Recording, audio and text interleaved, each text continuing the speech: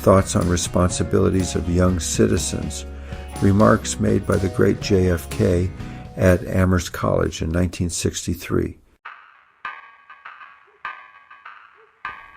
Let me put on my non-medical hat and speak as a casual student of history and the arts, as I discuss remarks made by the great President JFK in 1963 at Amherst College upon receiving an honorary degree. I have long thought about those words from the past, and over several years I have worked to put pen to paper. JFK was, along with FDR, one of my favorite presidents. A man from a wealthy, powerful family, a man of means, a politician with good intentions, someone with a global vision, a man connected to the famous, the wealthy, the powerful, the educated, the connected, a man presented at birth with the opportunity to achieve greatness by his birth, a man who put his life on the line for the United States in combat, truly a man for all seasons.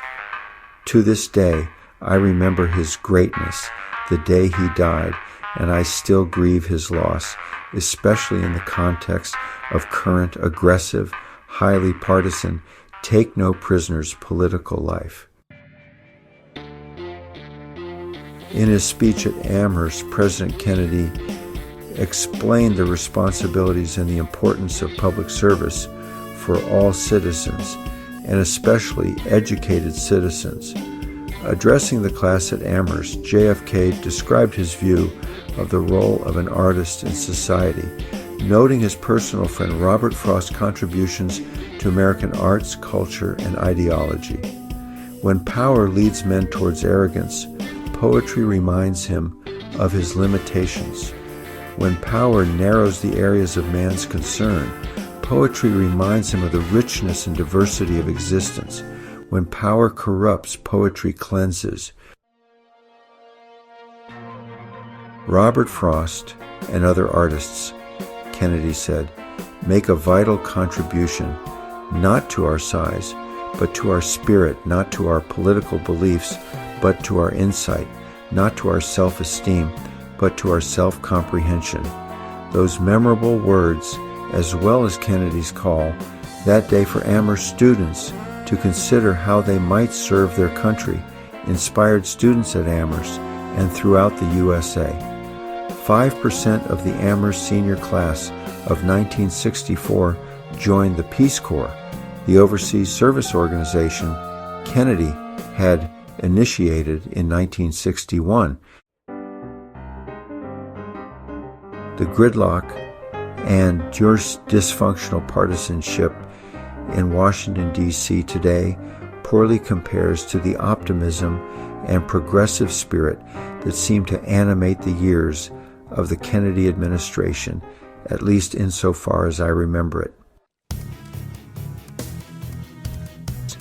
The friendship between Kennedy and the poet Robert Frost, dating back to when Kennedy first ran for president, turned cold in the early fall of 1962 after Frost returned from a visit to the Soviet Union and a lengthy talk about cultural exchange with then Soviet Premier Nikita Khrushchev.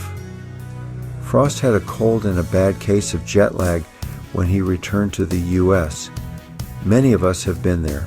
He gave what appeared to have been a somewhat confused interview, during which he related the Premier Khrushchev had claimed to him that the U.S. was too liberal to fight. Frost's remarks angered Kennedy, causing him to cut off contact with Frost. Only a month later, the Cuban Missile Crisis developed with a potential nuclear war. How many of us have similarly cut off a relationship due to a hasty remark, an inopportune comment, thoughts taken out of context or misunderstood, religious or political disagreements? Breaks in friendship can mend, but the pain swirls like a memory underneath, waiting for a fitful rebirth and revenge.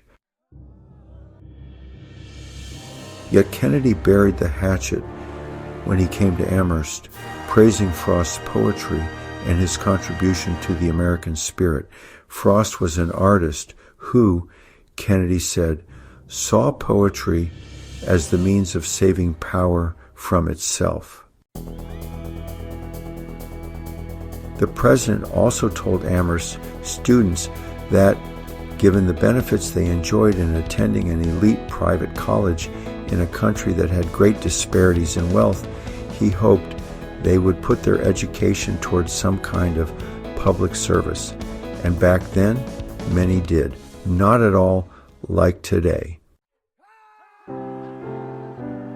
I hope that my comments won't just be viewed as a snapshot of the past, but as how those issues and ideals that Kennedy spoke about during his visit to Amherst can apply to our lives today across the political spectrum. The responsibilities of the wealthy, the educated, the fortunate, the artists, the creative entrepreneur, and those lucky enough to live in Western society and in America in particular are a treasure. This full written report with illustrations and references and many other of my writings are found at my blog site, www.dhmarksblogspot.com. I welcome your comments on all these issues. Contact me on WhatsApp or Telegram, lower 3rd Donald H.